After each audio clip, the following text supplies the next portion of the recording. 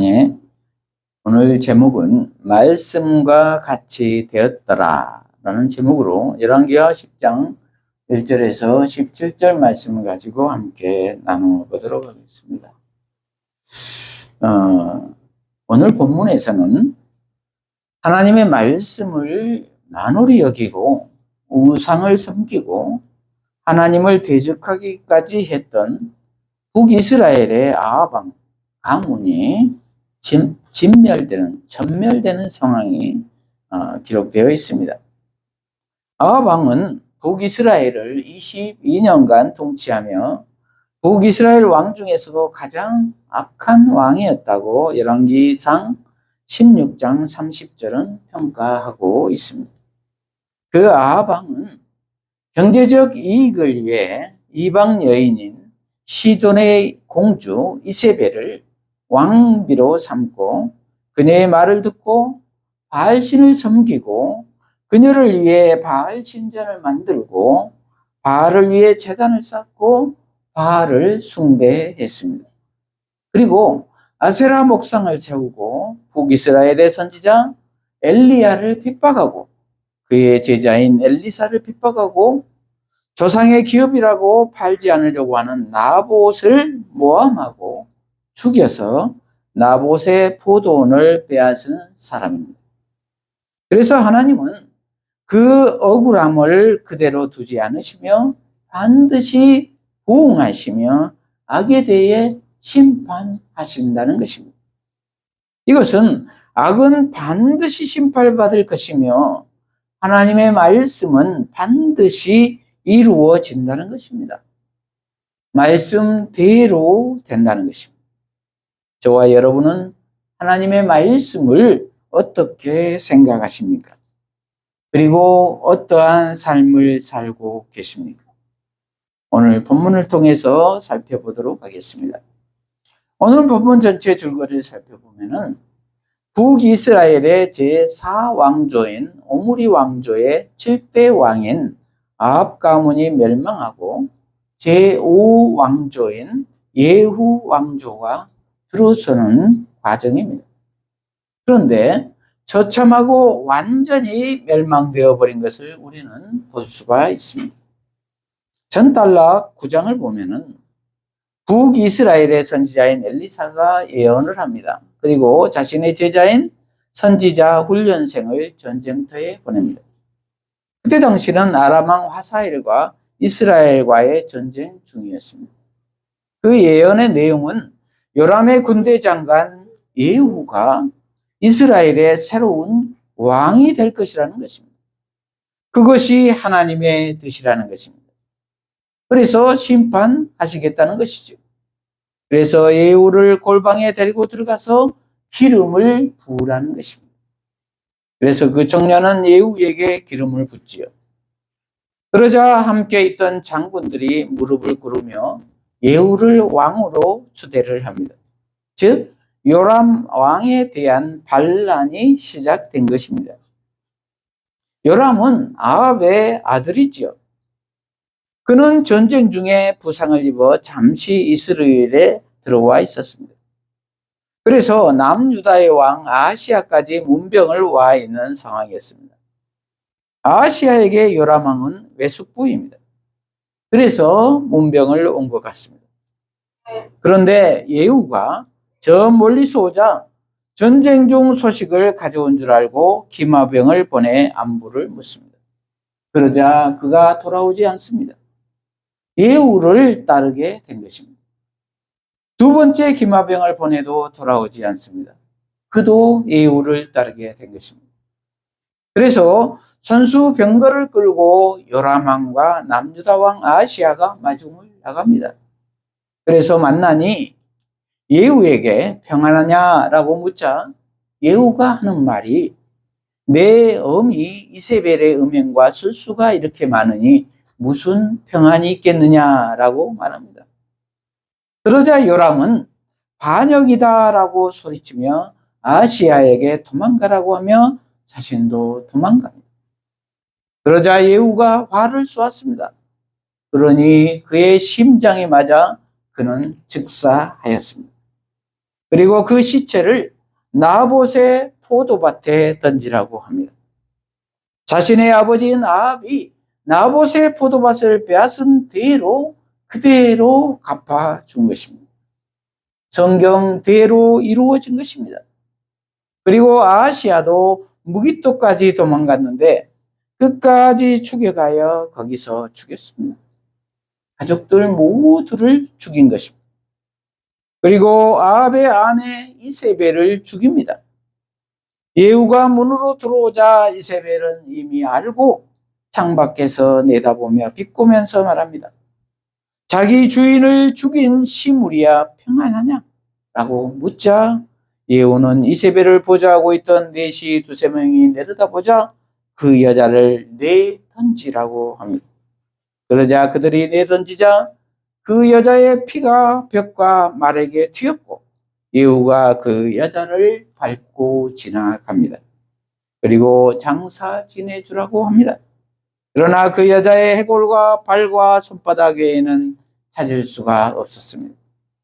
그리고 그들이 사후 보고를 하자 9장 36절에서 37절을 보면 예후가 말합니다.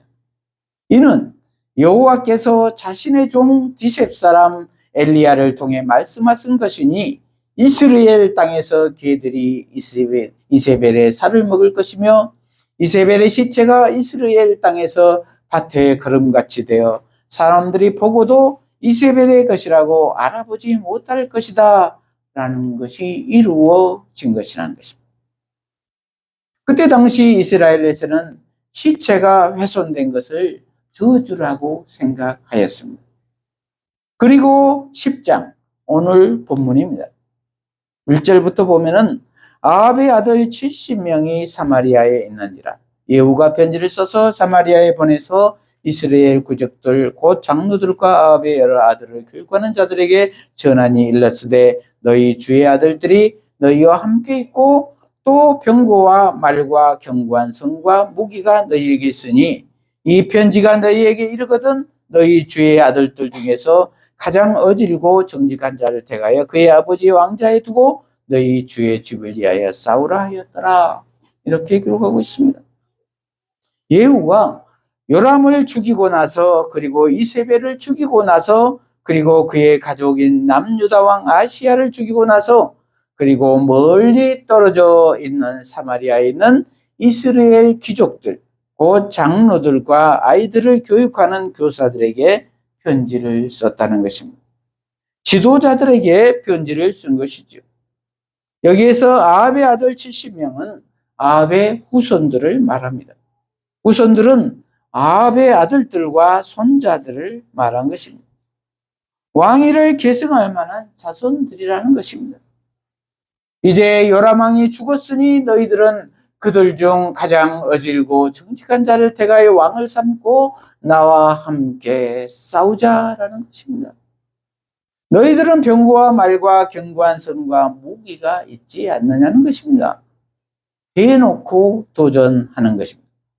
둘 중 하나를 택하라는 것입니다. 돌려서 말한 것이죠. 4절 그들이 심히 두려워하여 이르되 두 왕이 그를 당하지 못하였거든 우리가 어찌 당하리요 하고 그 왕궁을 책임지는 자와 그 성읍을 책임지는 자와 장로들과 왕자를 교육하는 자들이 예후에게 말을 전하 이르되 우리는 당신의 종이라.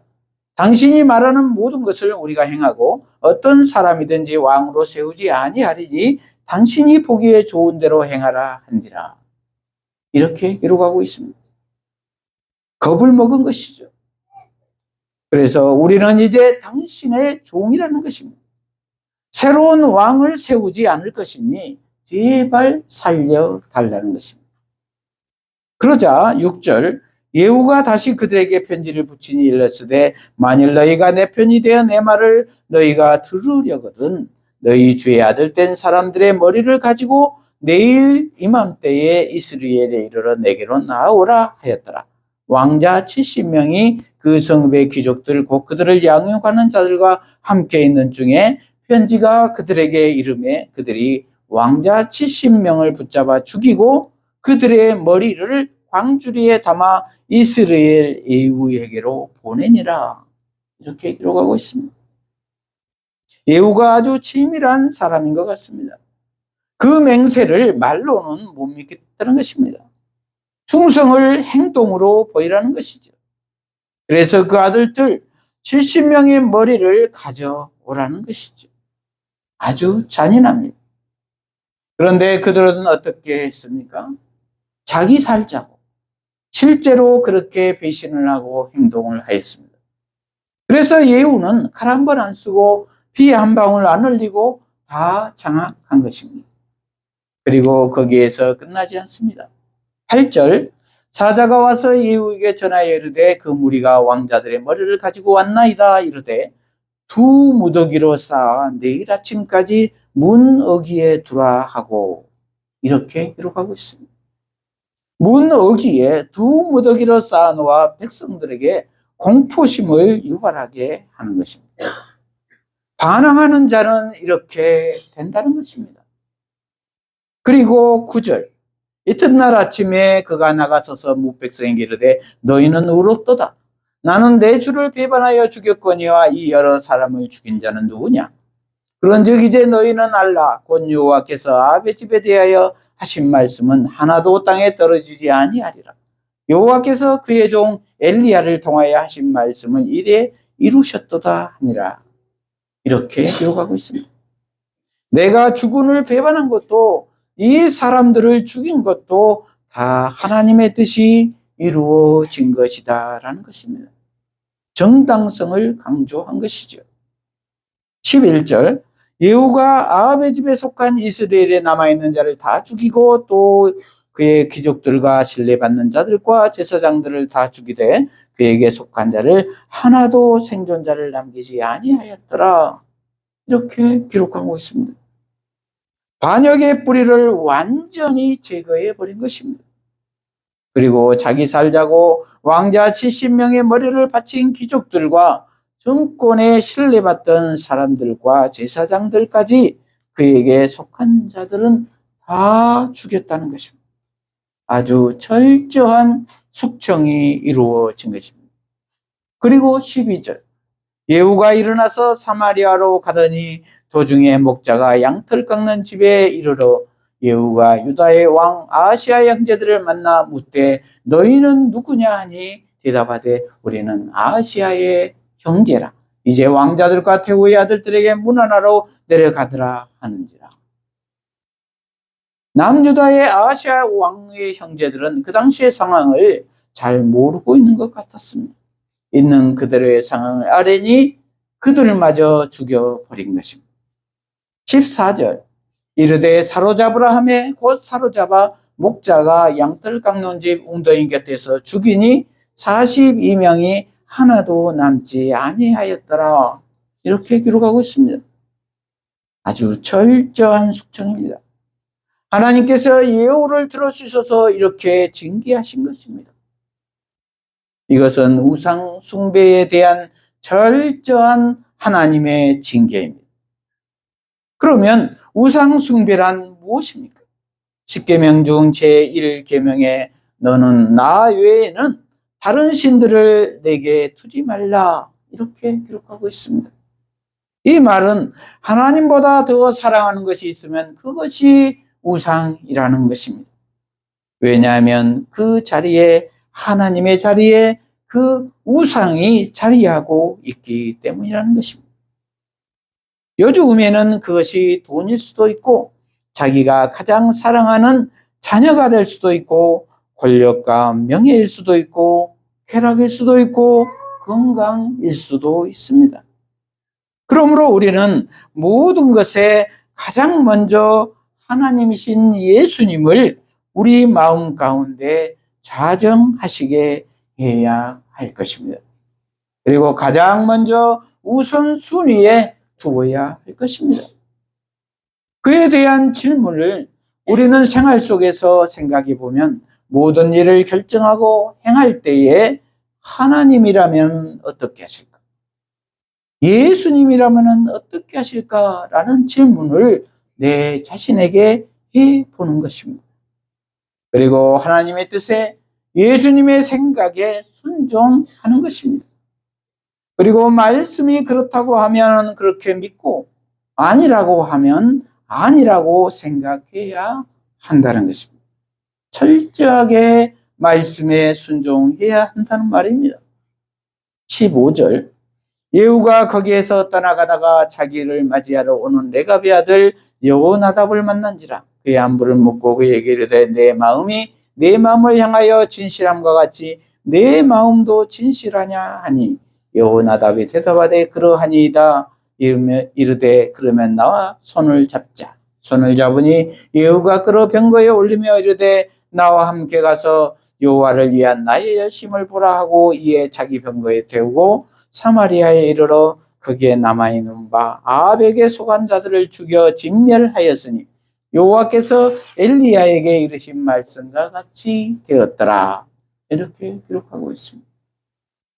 여기에서 레갑의 아들 여호나답을 만났다고 했는데 그는 예후를 영접하러 나온 것 같습니다. 여호나답은 레카브의 자손으로서 이름에 나타나듯 레갑은 병거를 레카브 하는데 레카브라고 쓰여져서 무기 제작자일 가능성이 있는 것 같습니다. 그와 연합하기로 한 것이죠. 그와 연합하기 전에 그의 진실성 여부를 묻고 있는 것이죠. 그렇다고 하니 그와 함께 아합에게 속한 모든 자를 죽여 진멸했다고 했습니다. 그리고 결론적으로 여호와께서 엘리야에게 이르신 말씀과 같이 되었더라. 이렇게 마무리를 하고 있습니다. 하나님의 부흥입니다. 예후를 사용하셔서 아합의 가문을 완전히 진멸한 것입니다. 죄에 대한 우상 숭배에 대한 철저한 부흥입니다. 그러나 예후가 사용되었을 뿐 그가 의로운 것은 결코 아니다라는 것입니다. 남유다를 멸망시킨 바빌론도 마찬가지였지요. 그들이 의로워서 식반자로 세운 것이 아니지요. 그런데 그들은 자기 잘난 맛에 자기 의를 위해서 자기 야망을 위해서 그 힘을 사용했다는 것입니다. 그리하면 행하고 나서 반드시 그들에게 그 책임을 물으신다는 것입니다. 예후는 나중에 보면은 바알신을 섬기는 모든 자들도 죽이고 신상도 없앴지만 자기 선조 여로보암이 세운 베델과 단에 세운 금송아지 우상은 척결하지 않았습니다. 그것은 야심이 있다는 것이죠. 아합의 가문은 멸했지만 백성들의 지지를 받아 북이스라엘을 세운 금송아지 우상은 버리지 않았다는 것입니다. 백성들의 눈치를 살핀 것이죠. 하나님의 뜻보다는 백성들의 눈치를 살펴서 정권을 유지하려 한 것이죠. 이 또한 우상이 아닐 수 없습니다.